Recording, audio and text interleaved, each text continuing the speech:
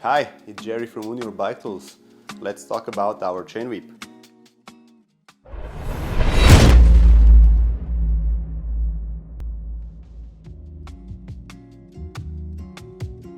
Our multi-speed chain whip features a long handle for better leverage, and the handle itself is double dipped for comfort. It features 11-speed chain and works with everything from 6 to 12-speed cassettes, including the SRAM X-range cassettes. At the end of the chain we have a nice little magnet that's neat for storing your chain whip, or helps with placing the chain whip on the cassette. So let's see how it works.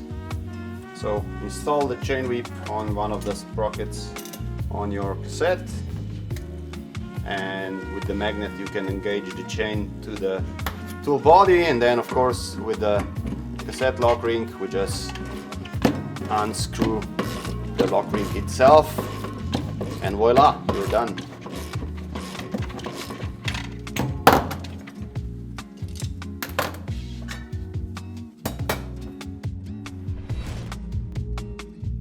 That's all about our chain whip. See you next time.